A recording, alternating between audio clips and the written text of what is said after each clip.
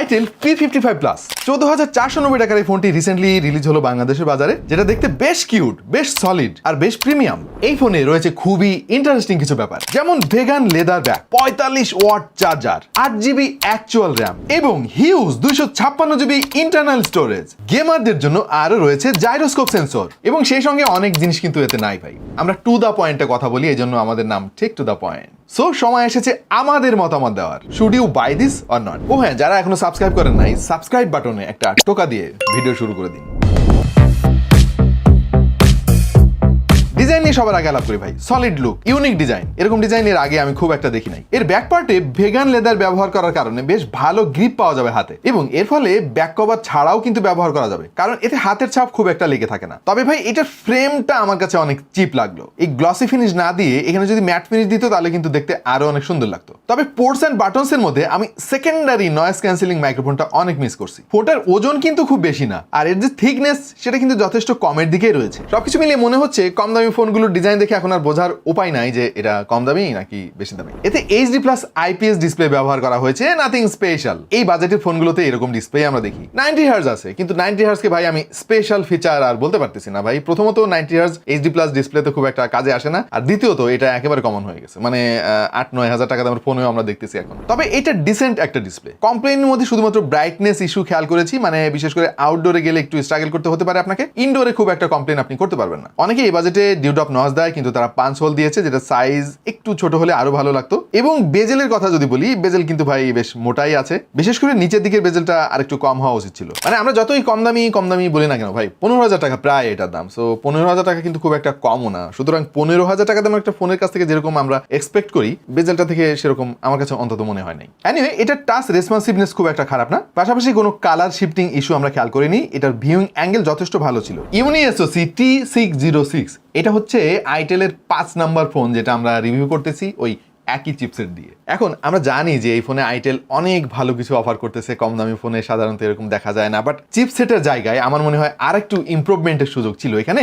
ইউনিসোসে দিছে ঠিক আছে, আমার আপত্তি নাই, ভালোই করতেছে জানি, কিন্তু 606 না দিয়ে যদি 616 দেওয়া হতো অথবা কমপক্ষে 612 দেওয়া হতো তাহলে খুব ভালো একটা ব্যাপার হতো। এনিওয়ে, 8GB অ্যাকচুয়াল র্যাম পেয়ে যাবেন, সেই সঙ্গে রয়েছে 256GB UFS 2.2 স্টোরেজ, আর out of the box software পেয়ে যাবেন Android 13, সেই সঙ্গে রয়েছে আইটেলের নিজস্ব UI এর 13 ভার্সন। UI ঠিকঠাক আছে, খুব বেশি ব্লটওয়্যার নাই, বেশ লাইট ওয়েট রাখার চেষ্টা করেছে তারা। তবে একটু গরিব লাগে, এইটাই একটা সমস্যা, নাথিং এক্সট্রাঅর্ডিনারি। আপডেট সম্পর্কিত আসলে অফিসিয়াল কোনো ইনফরমেশন আমরা পাইলাম না, মানে কত বছর পর্যন্ত আপডেট পাওয়া যাবে, ঠিকঠাক মতো সিকিউরিটি প্যাচ আপডেটগুলো আসবে কিনা। আমি আশা করব এবং আইটেলের কাছে অনুরোধ করব আপডেটের ব্যাপারটা যেন খুব গুরুত্ব দেওয়া হয়। পারফরমেন্সের কথা যদি বলি, যেহেতু 8GB র্যাম আছে, ভালো মাল্টিটাস্কিং এক্সপিরিয়েন্স পাবেন। ডেইলি ড্রাইভিং একটা ডিভাইস হিসেবে এটা ঠিকঠাক পারফর্ম করবে। আমরা যতদিন এই ফোনটা অপারেট করেছি খুব একটা সমস্যার মধ্যে পড়ি নাই। ওভারঅল দাম বিবেচনায় ডিসেন্ট একটা পারফরমেন্স এর কাছ থেকে পাওয়া যাবে। তবে র্যাম ম্যানেজমেন্টটা আর একটু ইমপ্রুভ করা দরকার ছিল বলে আমার কাছে মনে হয়েছে। ব্যাকগ্রাউন্ডের কোনো অ্যাপ যদি খানিক পরে আপনি ওপেন করেন, দেখবেন যে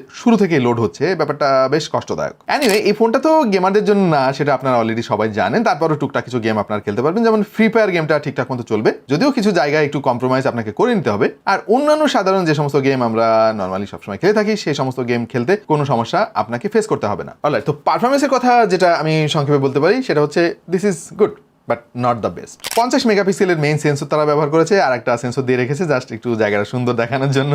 আর সামনে তারা ব্যবহার করেছে 8 মেগাপিক্সেলের একটা সেলফি শুটার। ছবির কোয়ালিটি ওকে টাইপের, মানে এক্সট্রাঅর্ডিনারি কিছু না। এরকম দামের ফোনে যেমনটা হওয়া থাকে তার চাইতে একটু খারাপ। এক্সপোজার কন্ট্রোলিং এ একটু গন্ডগোল আছে। ডাইনামিক রেঞ্জ আসলে খুব একটা ভালো খেয়াল করি নাই আমরা। তবে ছবিতে ডিটেইল আমরা অনেক পেয়েছি, যদিও মাঝে মাঝে কিছু ছবিতে দেখলাম যে প্রচুর নয়েজ জেনারেট করে ফেলে শার্পনেস বাড়াতে গিয়ে। আর একটা ব্যাপার খেয়াল করেছি, কালারগুলো মাঝে মাঝে একটু বেশি স্যাচুরেটেড করে ফেলে, এই জন্য একটু অ্যাবনর্মাল লাগতে পারে কিছু লাইটিং কন্ডিশনে। বাট আপনি যদি বুঝে শুনে ছবি তোলেন এবং দক্ষ হাতে ছবি তোলেন তাহলে ভালো আউটপুট পেতে পারেন, বিশেষ করে দিনের আলোতে। আর্টিফিশিয়াল লাইটিং কন্ডিশন অথবা রাতের আলোতে ছবি তুলে খুব একটা সুবিধা করতে পারবেন না এটা দিয়ে। আর আমরা এটা দিয়ে বেশ কিছু পোর্ট্রেট ফটোগ্রাফি করেছি, আউটপুট মোটামুটি পেয়েছি। মানে এজ ডিটেকশন করতে গিয়ে মাঝে মাঝে একটু স্ট্রাগল করে, আবার কিছু কন্ডিশনে দেখেছি ঠিকঠাক মতো কাজ করেছে। বাট এটা সেলফি ফটোগ্রাফি আবার বেশ ভালোই ছিল বলতে হবে। মাত্র 8 মেগাপিক্সেল হলেও এটার আউটপুট যথেষ্ট ইমপ্রেসিভ মনে হয়েছে আমাদের কাছে। ভিডিওগ্রাফি করতে পারবেন সর্বোচ্চ 1080p রেজুলেশনে 30 fps, আর এটা যে স্টেবিলাইজেশন খুব একটা ভালো না এবং সেটা আমরা আশাও করি নাই। এই ফোনটার আরেকটা চমক হচ্ছে এর চার্জিং স্পিড। 45 ওয়াটের ফাস্ট চার্জিং সাপোর্ট রয়েছে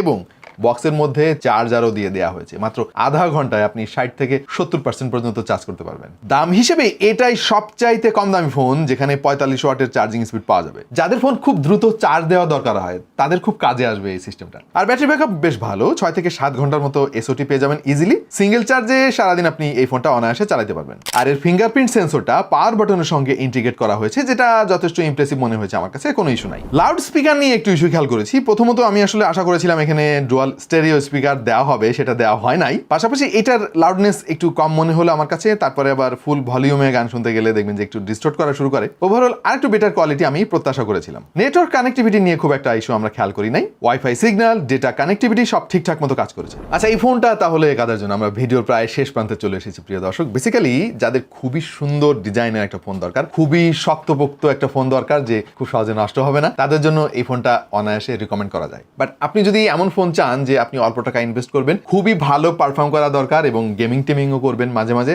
তাইলে ভাই এই ফোনটা আপনার নেওয়া মনে হয় না ঠিক হবে। আপনার কাছে এই ফোনটা কেমন লাগলো, কোন দিকে একটু কমতি মনে হলো, একটু আমাদেরকে কমেন্ট সেকশনে জানাবেন, যাতে আপনার কমেন্ট পড়ে আমাদের আরো অনেক ভাই ব্রাদাররা উপকৃত হতে পারে। দেখা হয়ে যাবে অন্য কোনো ভিডিওতে ভিন্ন কোনো বিষয় নিয়ে। সেই পর্যন্ত সবাই ভালো থাকুন, সুস্থ থাকুন আর দেখতে থাকুন টেক টু দ্য পয়েন্ট।